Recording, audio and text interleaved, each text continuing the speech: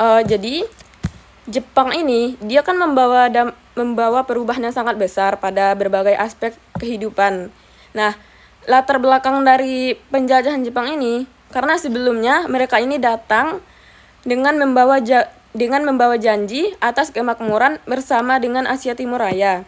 Akan tetapi yang didapatkan oleh rakyat Indonesia atau rakyat Nusantara, mereka hanya mengalami penderitaan karena adanya sistem tanam paksa yang diberlakukan oleh Jepang, dan mereka juga mengalami kekurangan bahan makanan serta adanya eksploitasi ekonomi.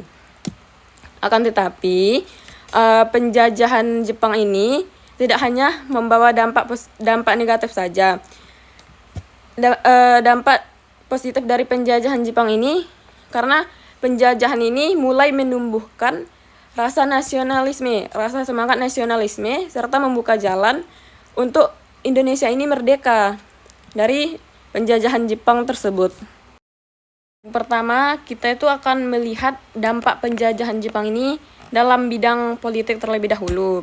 Nah, pada bidang politik ini, Jepang itu mereka menerapkan sistem pemerintahan militer yang otoriter, yang dimana mereka itu membagi Indonesia menjadi 3 wilayah kekuasaan.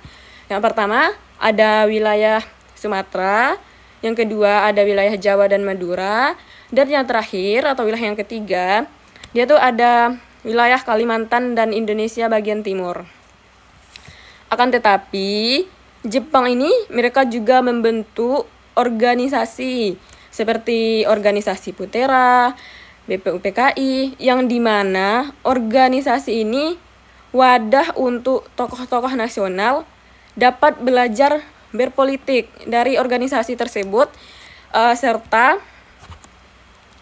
juga bisa untuk mempersiapkan kemerdekaan dari organisasi ini, dari organisasi-organisasi yang dibentuk oleh Jepang tadi. Jadi tuh organisasinya tuh untuk wadah dalam belajar berpolitik, serta kita dari organisasi itu kita juga bisa sekalian mempersiapkan untuk kemerdekaan Indonesia pada saat itu.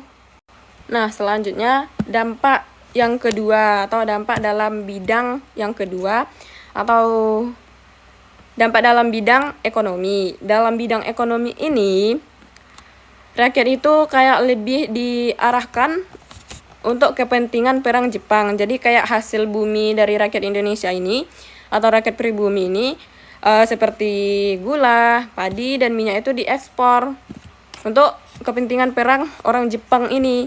Sementara rakyat kita atau rakyat pribumi hanya mengalami inflasi dan juga kelaparan akibat adanya kerja paksa yang diterapkan oleh pemerintahan Jepang atau kita kenal juga dengan yang namanya Romusa. Akan tetapi hal ini juga membawa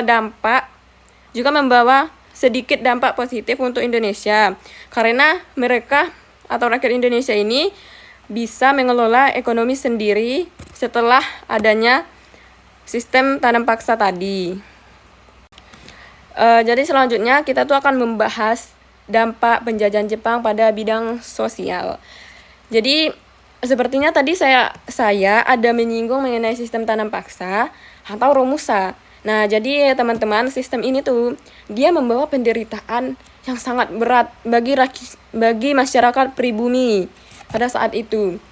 Jadi masyarakat pribumi ini mereka tuh kan mengalami penderitaan yang berat akibat adanya sistem tanam paksa dan juga eksploitasi tadi. Nah, akan tetapi apakah teman-teman tahu bahwasanya sistem ini tidak hanya memberikan penderitaan saja kepada rakyat Indonesia. Jadi sistem tanam paksa ini dia memberikan pelajaran, dia menimbulkan rasa solidaritas dan kebersamaan kepada rakyat Indonesia ini untuk mereka bersatu dalam melawan penjajahan. Jadi akibat sistem tanam paksa tadi munculnya rasa ingin bersatu dengan masyarakat pribumi lainnya demi mengalahkan penjajahan yang ada di wilayah Nusantara. Jadi teman-teman, pada saat sistem tanam paksa ini yang diterapkan oleh Jepang, mereka itu menerapkan sistem yang dinamakan dengan sistem Tonarigumi. Sistem ini mirip dengan RT atau rukun tetangga yang ada di Indonesia. Akan tetapi, sistem Tonarigumi ini dibuat atau diterapkan pada saat penjajahan Jepang, pada saat masa penjajahan Jepang yang ada di Indonesia, yang berfungsi untuk mendisiplinkan dan juga bertanggung jawab akan masyarakat pribumi. Selanjutnya kita akan melihat dampak penjajahan Jepang ini pada bidang pendidikan. Nah, sebelumnya, apakah kalian tahu sebelum Jepang ini menguasai Indonesia, Indonesia ini telah dijajah atau dikuasai oleh Belanda. Jadi, setelah pergantian atau setelah Jepang ini mulai menjajah Indonesia, sekolah-sekolah Belanda yang ada sebelumnya mulai digantikan dengan sekolah, kan sebelumnya yang menjajah tuh Belanda. Jadi sekolah-sekolah Belanda itu pada saat pemerintahan Jepang ini diganti dengan sekolah-sekolah Jepang. Nah, kemudian bahasa Indonesia juga semakin luas atau semakin dikembangkan dan menggantikan bahasa Belanda sebelumnya. Nah, pendidikan pada masa itu, dia menekankan pada disiplin dan juga nasionalisme yang semu. Namun, pendidikan ini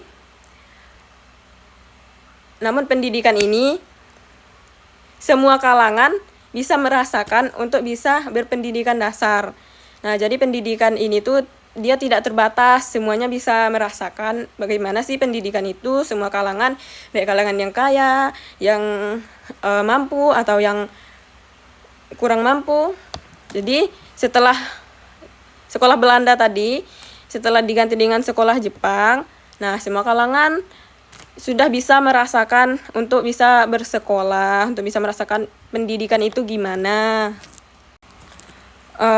Bidang yang terakhir atau aspek kehidupan yang terakhir dari dampak penjajahan Jepang ini yaitu dampak penjajahan Jepang bagi bidang budaya. Nah, jadi Jepang itu mereka menggunakan seni, media, dan juga film itu sebagai hanya untuk alat propaganda mereka.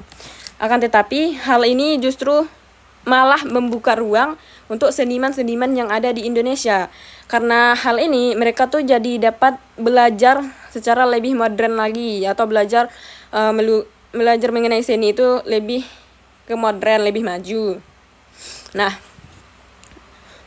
jadi selain itu ada beberapa nilai yang didapatkan dari dampak penjajahan Jepang ini pada bidang budaya, yaitu seperti sikap disiplin, kerja keras, dan juga gotong royong itu menjadi bagian dari budaya nasional. Nah, setelah pembahasan tadi, jadi kita tuh kan dapat menyimpulkan bahwa dampak penjajahan Jepang ini kan memiliki dampak, udah pasti ada dampak positifnya dan juga dampak negatifnya. Yang pertama kita bahas pada dampak negatif dari penjajahan Jepang ini dulu. Nah, akibat penjajahan Jepang itu, jadi kayak tumbuh rasa nasionalisme. Selain itu, bahasa Indonesia juga semakin luas atau semakin dikembangkan dan rakyat Indonesia mereka mendapatkan pengalaman mengenai administrasi dan juga politik dari pemerintahan Jepang yang menjajah. Sedangkan dampak negatifnya sendiri, kita tuh dapat menyimpulkan bahwa adanya eksploitasi tenaga kerja yaitu untuk Romusa tadi dan masyarakat yang mengalami kelaparan dan juga kemiskinan serta adanya penindasan budaya atau penindasan sosial. Mungkin itu saja dampak-dampak dari penjajahan Jepang itu. Jadi kita sudah membahas pada aspek kehidupannya dan juga dampaknya secara umum. Mungkin itu saja yang bisa saya jelaskan pada kesempatan kali ini. Saya ucapkan atau saya mohon maaf apabila ada kesalahan dari materi yang saya sampaikan. Kurang lebihnya saya meminta maaf.